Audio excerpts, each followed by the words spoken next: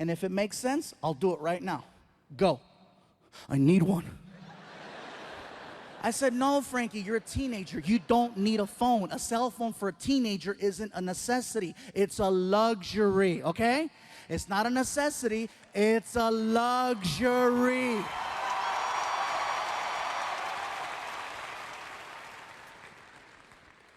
He says, what if there's an emergency? I go, like what? Someone taking your phone? What did you do today when they took your phone? I went to the cafeteria and I talked to my friend Angel and he let me use his phone and I called my mom and I go, and guess what? If that doesn't work, you can go to the office and let them know there's a family emergency. Please contact my mom or my dad. Next, what if you need to get a hold of me? I know what school you go to. I had a lady one time up in the balcony who laughed herself unconscious and she went forward and she wound up hitting her head on the rail that was in the aisle. Now, I couldn't see this because I'm on stage and I had spotlights in my face. And it wasn't until after the show was over when Martin came back out on stage and he took the microphone and then he tells me in my ear, bro, some lady just got hurt on the balcony. The paramedics are here. They have her in the lobby. Let's go check on her. I'm like, let's go. So we go behind the curtain. Security is waiting for us with the car. So we jump in the car and they raced us around to the front of the building. Now, as soon as we get to the front, we see an ambulance. We start walking in.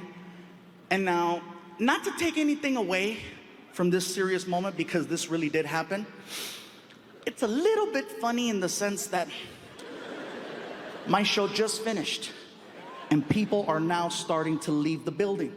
They just saw me on stage a minute ago and now they see me walking in the front door. You gotta see it through my eyes, you know.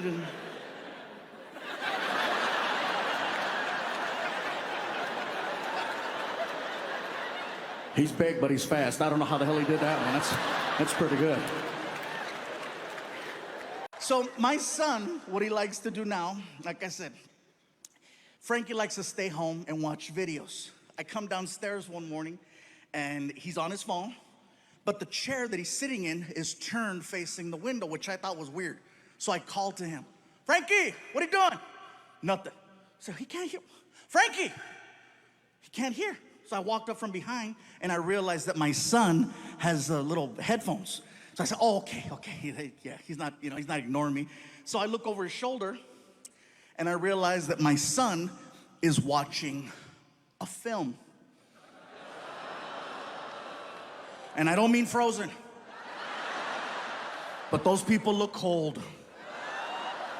So now I'm standing there watching it with him.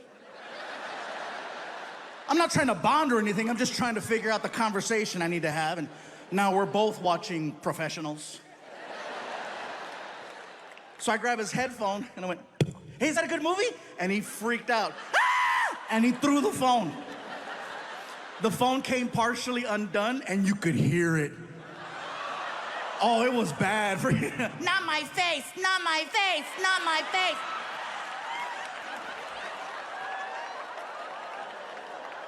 He turned bright red and he starts walking back over.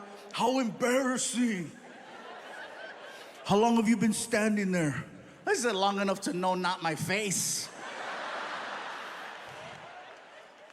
Are you gonna tell my mom? I said, Frankie, I love you way too much to do that to you. I would never tell your mom. I'm gonna tell everybody else.